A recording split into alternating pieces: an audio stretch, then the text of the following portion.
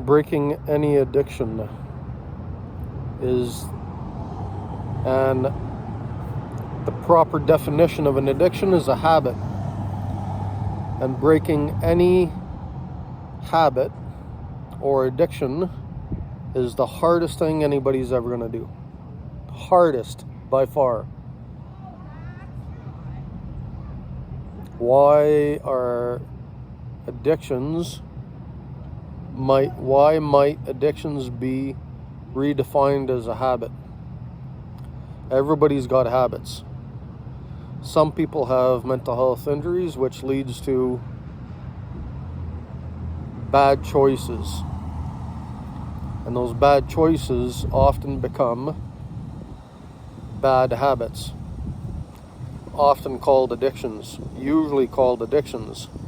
And so not everybody with bad habits has a chemical dependence addiction. That means not everybody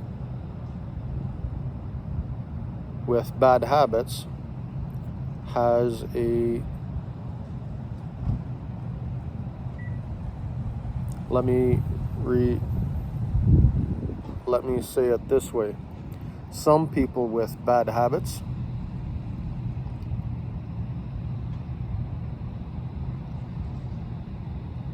can't control them,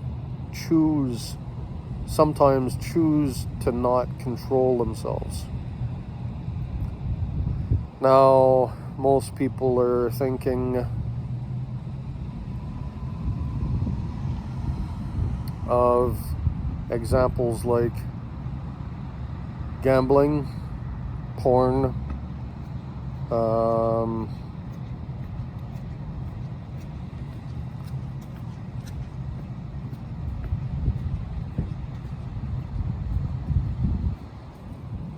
I'm going to expand that to give an example of a friend who's addicted to her ADHD habits.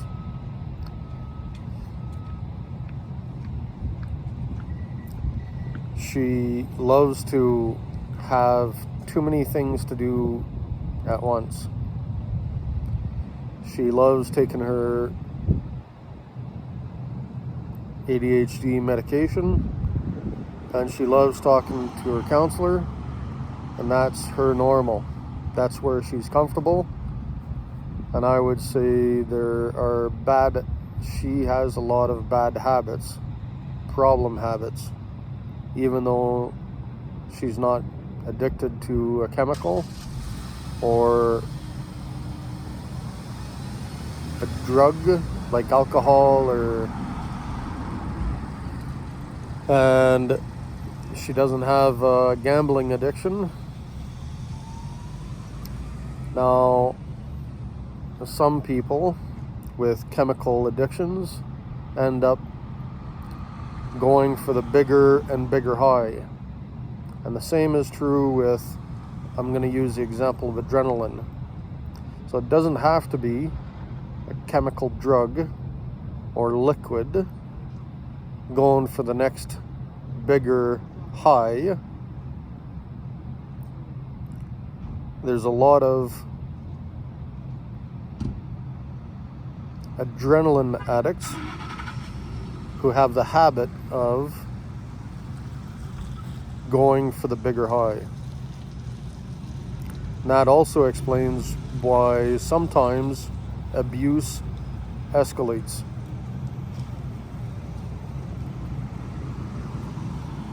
Is because some people have a habit of fighting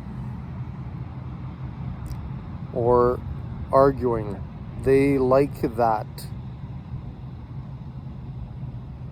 They get a dopamine, adrenaline high from arguing, fighting. And some people are happy where they are, just arguing the way they like to. And some people need to push for the next bigger high to escalate the problem.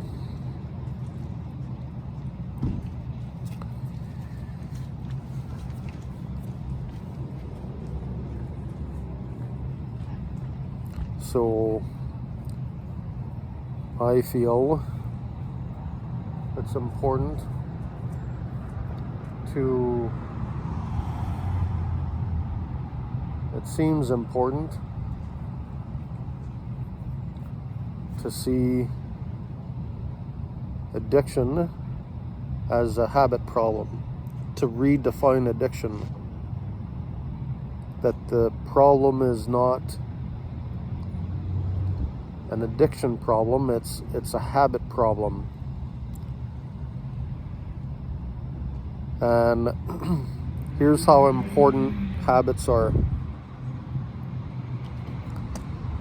I had the habit of getting my hair cut every 2 weeks for about, plus or minus, about 30 years.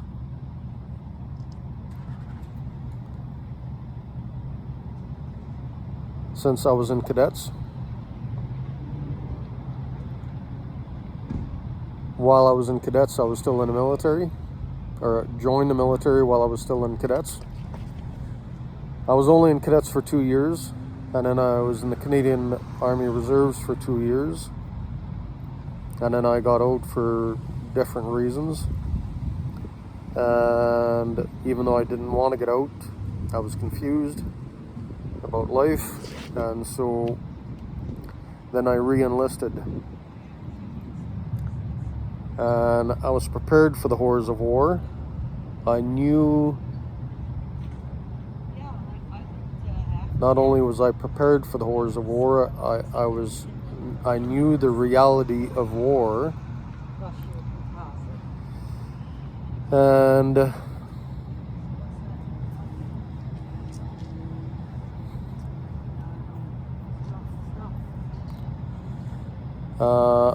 there's a few things I was not ready for.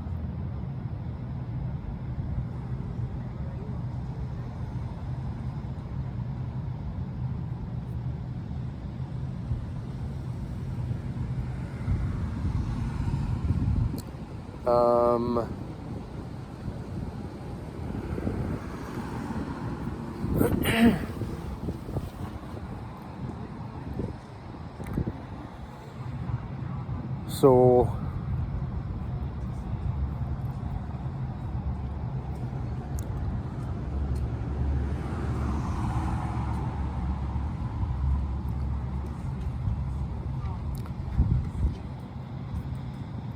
I got a bit of a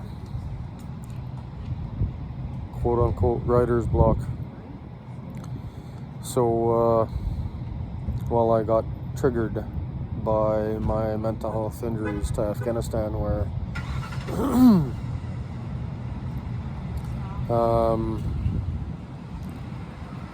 the horrors of war I was ready for. What I was not ready for was to send a body home. When the one time I did a ramp ceremony, I never prepared for doing a ramp ceremony. I never thought of what it would do to friends and family. Like, I know that as a soldier I might die, my friends might die. I might have to do first aid on myself or on my friends. And everyone around me might die. That's normal. That's what war is. I volunteered for that, and my friends did too. That's the job. That's the reality. What I was not ready for was to send a body home for the friends and family to have to bury a loved one. That wasn't supposed to be my job. I believed that's supposed to be the medics, the paper pushers, the people in the rear. But the one time I did a ramp, on tour in our camp, we lost about 3 soldiers every 2 weeks during the summer. More than a guy a week on average during the summer months.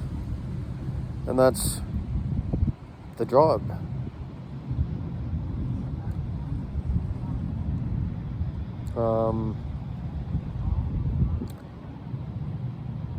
But I never thought I would have to send a body home. So I was not prepared for that. That traumatized me.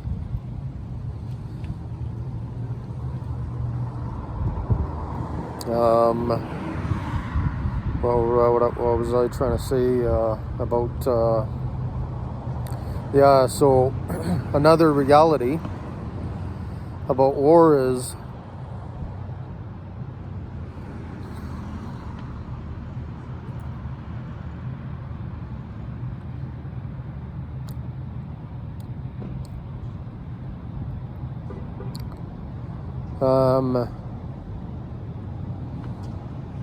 that I could be living in a trench in a sleeping bag for 6 months.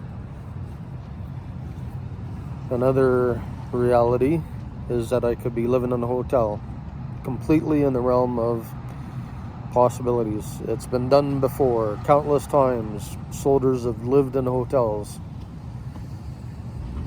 So why wouldn't I? I didn't know what to expect.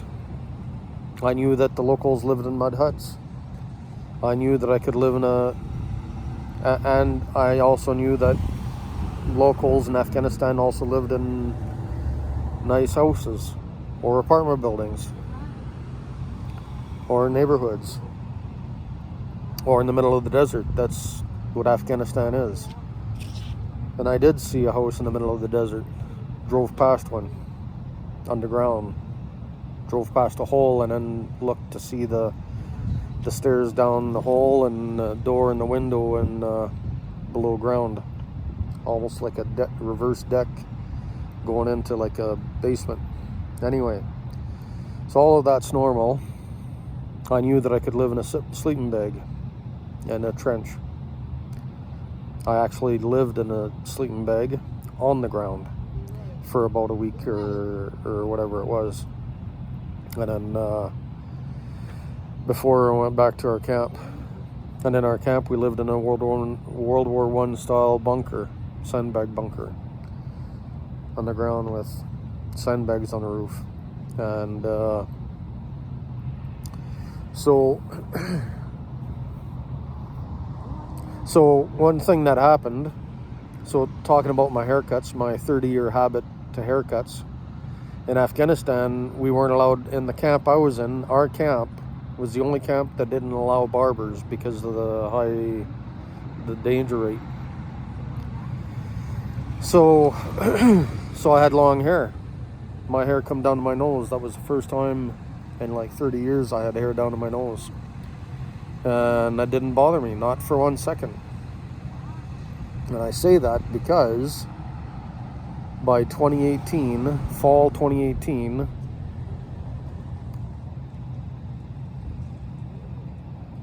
my financial position was that I didn't have a vehicle,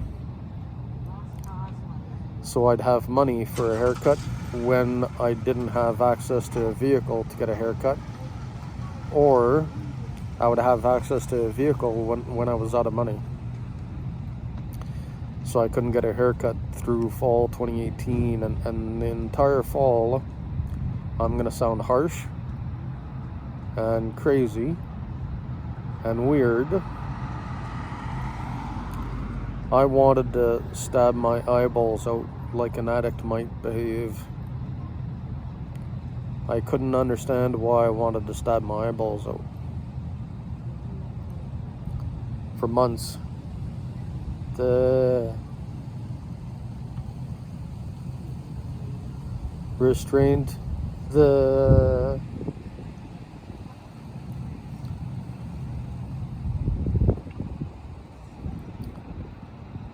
determination to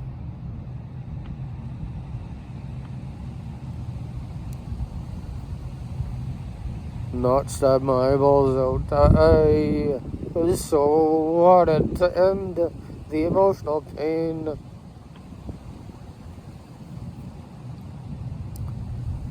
I didn't know I had a problem with not getting my hair cut. I just knew I was in emotional torture. I didn't make the link until January, February 2019. By then, Dr. Peterson had become famous, though I couldn't really study him until that point. I'd watched a couple of videos, but I knew of him, but I didn't really know if he was just like to hear himself talk, or if there was any merit to any value to anything he said. Until that January, February, I got to study him. I spent countless hours listening to Peterson, and one of the videos he explained addictions as a habit. And he gave the example of where somebody is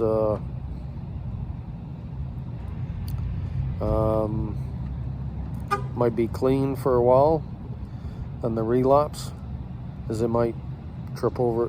The way I understood it is they might trip over a sidewalk, something happens, and then they run into their old friends and they go back to their old habits, and they might relapse that way. One way to relapse. So when he explained addictions as a habit, I immediately knew that I had a 30-year habit of getting my haircut every 2 weeks. And so, and that fall, I knew I couldn't, but I hadn't made the connection and nobody could explain it to me. Nobody understood how that touches on another subject.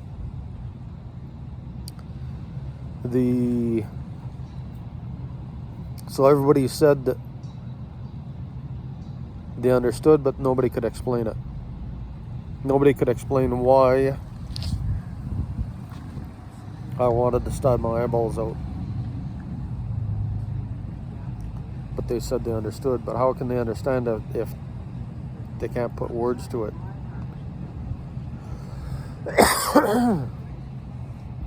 So understanding is another issue where Dr. Stephen Covey explained. He tried to explain the significance of understanding, though it sounds like I'm learning some of this from Chris Voss, and it sounds like Dr. Stephen Covey's intentions were well intended, though it sounds like it was misunderstood by society, where the majority say we understand, and Chris Voss says it's impossible to understand. Of my own research, I would say I would quote Lavery. Now his first name escapes me.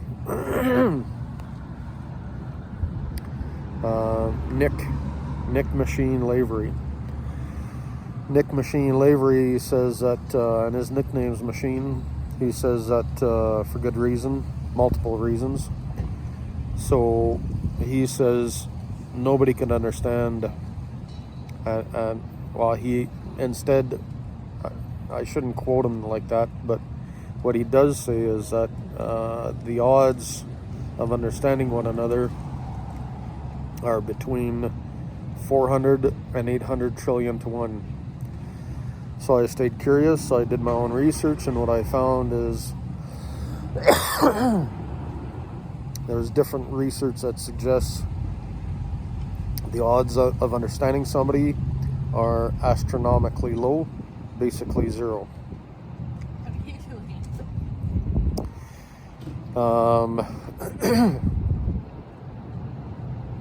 So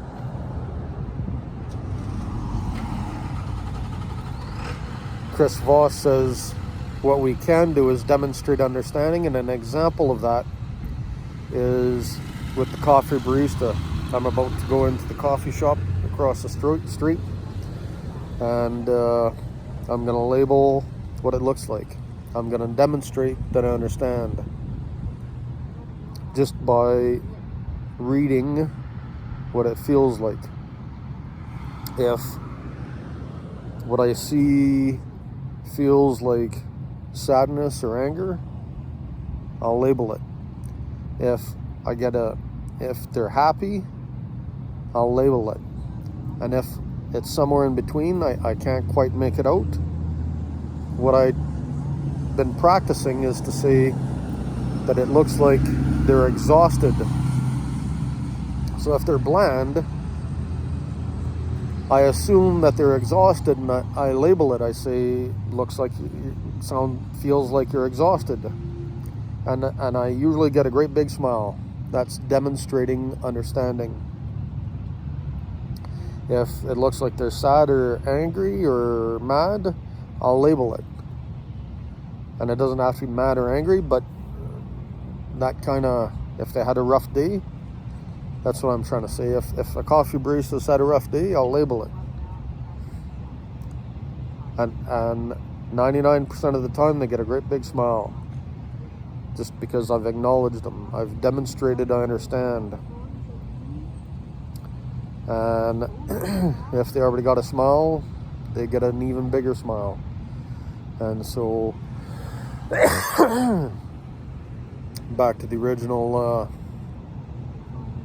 my fear of everything, everywhere, and everyone, and habits is, I've chosen to change my habits to label what people around me look like. Just to label it makes them happy. And so, yeah. Habits. Is it ridiculous to make people smile? To change our habits? Our addiction to telling people to instead. I'm going to challenge you to change your habit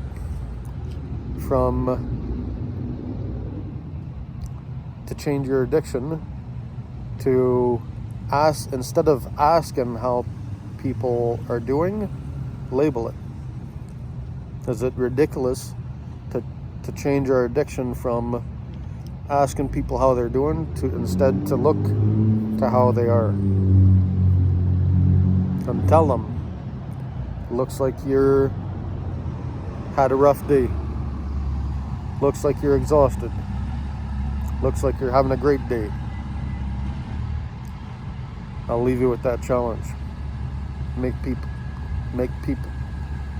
stupid to make people smile. I love making people smile.